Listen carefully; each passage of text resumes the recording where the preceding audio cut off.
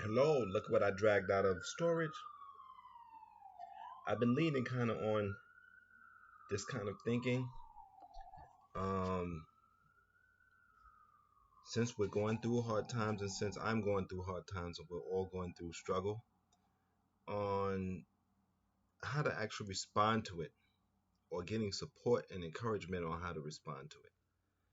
So let's get into it. The Great Retirement.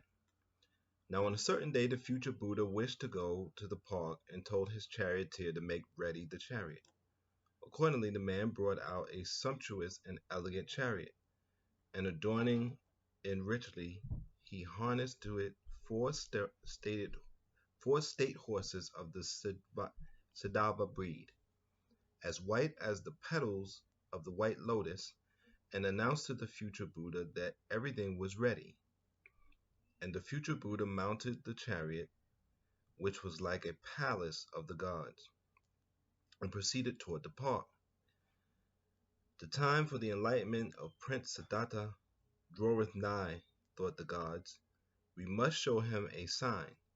And they changed one of their number into a decrepit old man, broken toothed, gray haired, crooked and bent of the body, leaning on a staff and trembling, and showed him to the future Buddha, but so that only he and the charioteer saw him.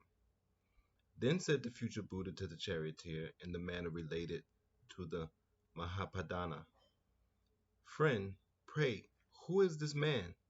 Even his hair is not like that of other men.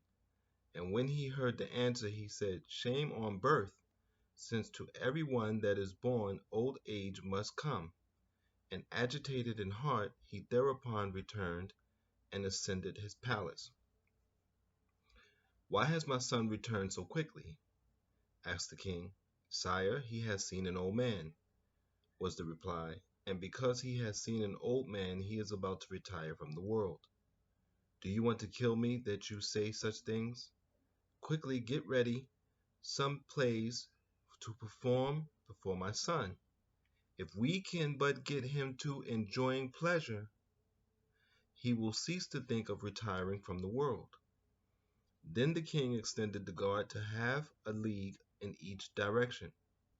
Again, on a certain day, as the future Buddha was going to the park, he saw a diseased man whom the gods had fashioned, and having again made inquiry, he returned agitated in heart, and ascended his palace. And the king made the same inquiry and gave the same orders as before, and again extended the guard, placed them for 3/4 of a league around. And again, in a certain day, as the future Buddha was going to the park, he saw a dead man whom the gods had fashioned. And having again made inquiry, he returned agitated in heart and ascended his palace. And the king made the same inquiry and gave the same orders as before, and again extended the guard, placed them for a league around. And again on a certain day, as the future Buddha was going to the park, he saw a monk carefully and decently clad, whom the gods had fashioned, and he asked his charioteer, Pray, who is this man?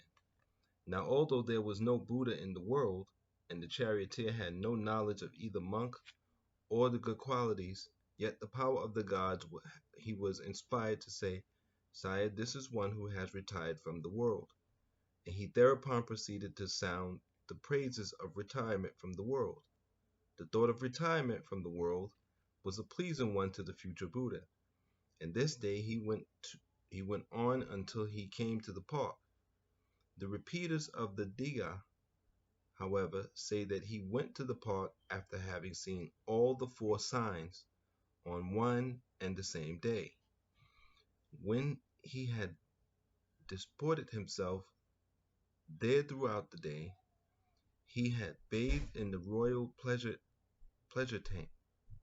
He went at sunset and sat down on the royal resting stone with the intention of adorning himself.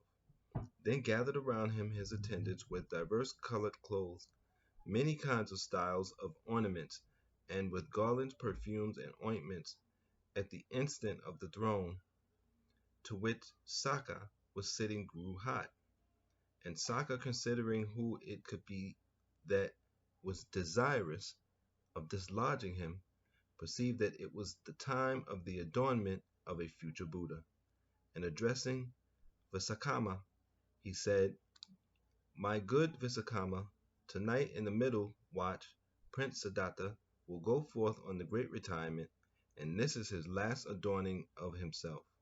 Go to the park and adorn that eminent man with celestial ornaments." "Very well," said Visakama in assent, and came on the instant but his superhuman power into the presence of the future Buddha, and assuming the guise of a barber, he took from the real barber the turban cloth and began to wind it round the future Buddha's head. But as soon as the future Buddha felt the touch of his hand, he knew that it was no man but a god. And we could end there. And I really want to read that as a way to respond to suffering. So I'm going to write the commentary on my Patreon page. You can see it there. Until next time, take care of yourself, take care of your mind, take care of your body, and please be safe.